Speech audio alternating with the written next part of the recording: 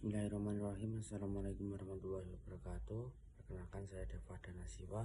Saya di sini akan mempresentasikan mengenai kapitalisme, intelektualisme, humanisme dalam pendidikan Islam. Yang pertama yaitu kapitalisme dalam pendidikan Islam. Kapitalisme berasal dari kata kapita atau kepala, kini berarti tentang uang atau barang untuk berdagang. Dalam pendidikan, sekolah dijalankan seperti bisnis, orientasi, profit, bukan hanya pendidikan. Dampak globalisasi dan warisan Orde Baru memperkuat kapitalisme. Yang pertama, pendidikan jadi ajang kompetisi bukan kebersamaan. Yang kedua, sekolah elit sampai dapat dukungan besar. Yang ketiga, sekolah pinggiran sampai minim perhatian. Selanjutnya, dampak negatif pendidikan kapitalisme. Yang pertama, komersialisasi pendidikan, yaitu orientasi untung bukan nilai spiritual. Yang kedua, privatisasi, yaitu peran negara menurun, kesenjangan meningkat.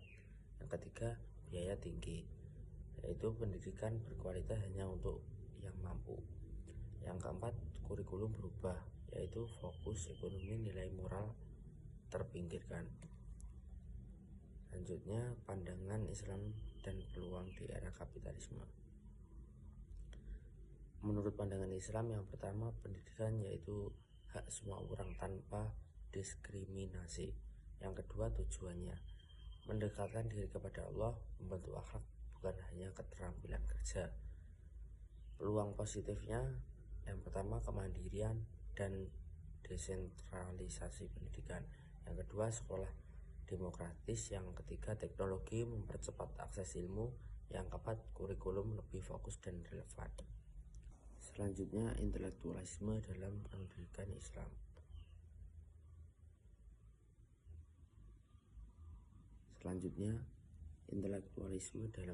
Islam.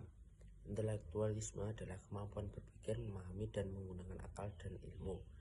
Dibagi menjadi dua, yaitu sekuler dan teistik. Sekuler adalah tidak percaya campur tangan Tuhan. Yang kedua, teistik, Tuhan berperan dalam kehidupan manusia. Tujuan utamanya menggunakan akal secara bertanggung jawab dan sesuai nilai Islam. Dalam pendidikan Islam, yaitu berisi tentang yang pertama, keseimbangan akal, akhlak, dan spiritualitas. Yang kedua, pendidikan sebagai proses membentuk manusia sepenuhnya.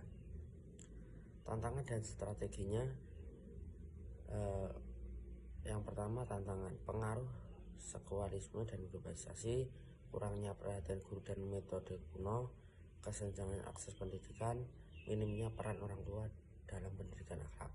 Strateginya memperkuat kurikulum Islam dan literasi digital, pelatihan guru dan metode interaktif, pendidikan adil untuk semua, libatkan keluarga dalam proses pendidikan. Tujuan dan arahnya intelektualisme modern, yaitu pendidikan Islam modern, yaitu bisa menjadi berpikir kritis dan kuat iman. Selanjutnya, menjawab tantangan zaman sampai lewat logika, etika, dan nilai Qurani. Tokoh inspiratifnya Jamaluddin Al-Afghani dan Muhammad Abduh sampai reformasi pendidikan Islam. Tujuan akhirnya, yang pertama, membentuk muslim cerdas, kritis, bertanggung jawab. Yang kedua, mampu bersaing global tanpa kehilangan identitas Islam. Selanjutnya, humanisme dalam pendidikan Islam. Humanisme adalah pendidikan yang berfokus pada manusia secara utuh. Tujuannya mengembangkan akal, emosi, moral, dan spiritual peserta didik. Berdasar pada psikologi humanistik, manusia bukan mesin, tapi punya nilai dan potensi. Dalam Islam, yang pertama, manusia adalah makhluk mulia, bebas, dan bertanggung jawab. Yang kedua, pendidikan sarana mengenal fitrah, membantu ihsan, bertakwa, dan berpikir. Humanisme teosentrik dalam Islam. Humanisme Islam yaitu teosentrik, manusia mulia tapi terhubung dengan Allah. Islam yaitu ajaran yang menghargai nilai kemanusiaan berdasarkan iman. Tujuan pendidikannya membentuk manusia sebagai khalifah, pemimpin di bumi, perubahan sosial dan budaya yang etis dan bertanggung jawab. Nilai utamanya kritis, demokratis, kolaboratif, dan spiritual. Ciri-ciri dan tujuannya pendidikan humanisme yaitu anak pusat belajar, guru sebagai pembimbing, pembelajaran sebagai aktif, kolaboratif, dan demokratis. Tujuannya menumbuhkan kesadaran diri, tanggung jawab, dan moralitas. Yang kedua, membentuk individu yang sadar akan nilai kemanusiaan dan kebebasan. Jadi kesimpulannya, pendidikan Islam harus bersifat holistik, tidak hanya melatih kecerdasan otak, tapi juga membina akhlak, spiritualitas, dan kepedulian sosial. Dengan tetap kritis terhadap kapitalisme, memanfaatkan intelektualisme dalam bingkai iman, serta menerapkan nilai-nilai humanisme Islami, pendidikan akan mencetak generasi yang cerdas, beriman, berakhlak, dan bertanggung jawab di dunia dan akhirat.